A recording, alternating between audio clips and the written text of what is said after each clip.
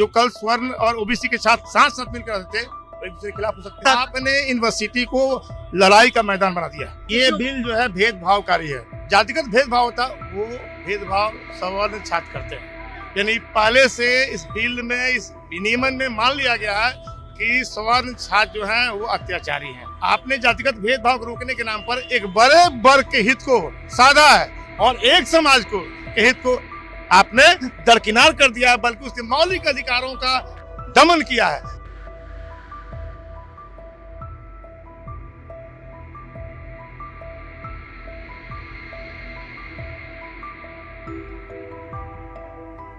UGC के नए नियमों को लेकर बिहार में खूब बवाल देखने को मिल रहा है।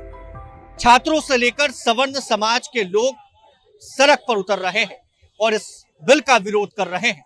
आखिर इस बिल में क्या है, नए नियमों में क्या है, क्या बदलाव देखने को मिलेंगे? हमारे साथ पटना के शिक्षाविद सुनील जी मौजूद हैं। सबसे पहले तो बहुत बहुत स्वागत है सर आपका। बहुत बहुत बधाई आपको। क्या लगता है इस यूजीसी बिल को लेकर जिस तरह से पटना में आक्रोश नजर आ रहा है, देश में आक्रोश नजर आ रहा है, क्या है ये बिल जो है भेदभावकारी है। समानता के नाम पर लाया गया बिल है। रोहित बिमुल्ला एक हैदराबाद में छात्र था जिसने आत्महत्या कर ली थी। उसके बाद सुप्रीम कोर्ट की गाइडलाइन के आधार पर ये विनियमन लाया गया है यूजीसी के द्वारा 2026 में। ये विनियमन लाया गया। उसमें कहा गया है कि यूनिवर्सिटी में, कॉलेज में जो जातिगत भेदभाव होता है, पहले तो SC/ST पर था कि SC/ST के खिलाफ जातिगत भेदभाव होता है। अब इस बिल में प्रोविजन कर दिया, ओबीसी को भी शामिल कर लिया गया, दिव्यांग को भी शामिल कर लिया गया। यानी अब ये मान लिया गया कि शिक्षण संस्थानों में, विश्वविद्यालय में, कॉलेज में ओबीसी, ST के विरुद्ध जो जातिगत भेदभाव होता वो भेदभाव सवर्ण छात्र करते हैं। यानी पहले से इस बिल में इस विनियमन में मान लिया गया है कि सवर्ण छात्र जो हैं वो अत्याचारी हैं। क्योंकि आपने क्या किया है, आपने जातिगत भेदभाव को रोकने के नाम पर एक बड़े वर्ग के हित को साधा है और एक समाज को के हित को आपने दरकिनार कर दिया है, बल्कि उसके मौलिक अधिकारों का दमन किया है। संविधान में स्पष्ट कहा गया अनुच्छेद 14, 15, 21 में कि भाई कानून की समक्ष समानता होगी। 14 कहता है, 15 कहता है कि जातिगत भेदभाव नहीं होगा, 21 कहता है जीवन जीने का अधिकार। तो आपने क्या किया, आपने ठीक किया कि समानता के नाम पर, समावेशी व्यवस्था के नाम पर आपने ये नियम लाया। लेकिन क्या इसमें सभी समाज के लोगों का समान हिस्सा है? नहीं। ये जो नियम है वो असमानता पर आधारित है। आपने एक वर्ग के लोगों के लिए ये नियम को ढाल बनाया है, दूसरे के लिए खाई बना दिया है।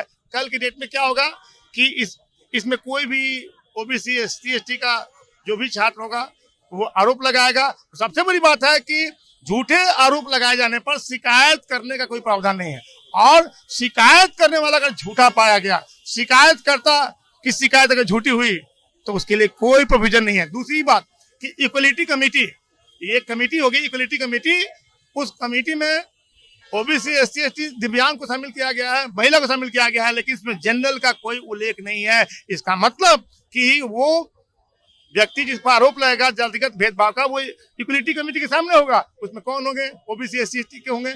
जनरल कैटेगरी का छात्र है वो तो मारा जाएगा ना। अगर मान लीजिए कि आपने उस आधार पर किसी छात्र को रेस्टिकेट कर दिया, आपने यूनिवर्सिटी से निकाल दिया, वो आत्महत्या भी तो कर सकता है। लेकिन सर, सरकार कह रही है, केंद्र सरकार की तरफ से लगातार बयान आ रहे हैं, केंद्र के कई मंत्री कह रहे हैं कि कमजोर तबके के छात्रों के हित में ये फैसला है, उनके लिए मददगार ये साबित होगा, उनके लिए कॉल सेंटर का। बहुसंख्यक समाज के लिए आपने ये नियम लाया है।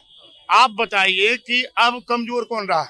आपको पता है कि क्या सवर्णों के खिलाफ जातिगत भेदभाव नहीं होता है? जेएनयू में क्या होता है?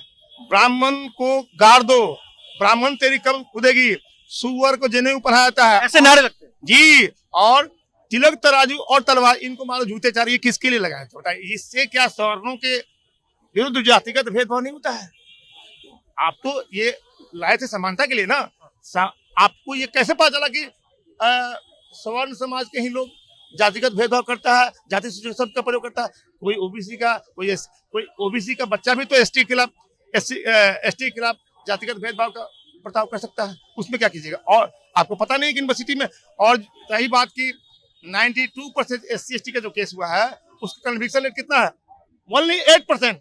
और आपने क्या कहा? आपने कहा कि हम हमारे पास डाटा है। डाटा क्या है? 2019 में 173 केस आए थे और 2023-24 में 378 केस आए हैं।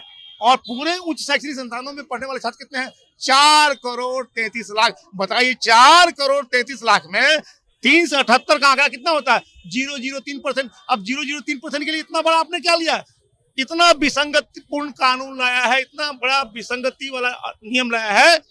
क्या इतने छोटे आंकड़े के लिए 0.03% आंकड़े के लिए आपने अनुच्छेद 14 का जो संरक्षण है सवर्ण छात्रों के लिए उस खतरे में क्यों डाला? बैकफायर हो सकता है। बैकफायर होगा। सरकार को या तो वापस लेना होगा, नहीं तो इस विनियमन में, इस नियम में जो विसंगति है उसको दूर करे।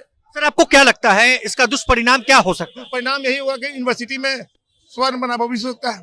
जो कल स्वर्ण और ओबीसी के साथ साथ मिलकर रहते थे एक दूसरे के खिलाफ हो सकते हैं। जो एक साथ पढ़ते थे, एक साथ खाते थे, एक साथ। आपने यूनिवर्सिटी को लड़ाई का मैदान बना दिया, लड़ाई का जी अखाड़ा बना दिया। यूनिवर्सिटी को लड़ाई का मैदान, कॉलेज को आपने लड़ाई का झूठे। आप देखिए ना SC/ST का मामला कितना आता है।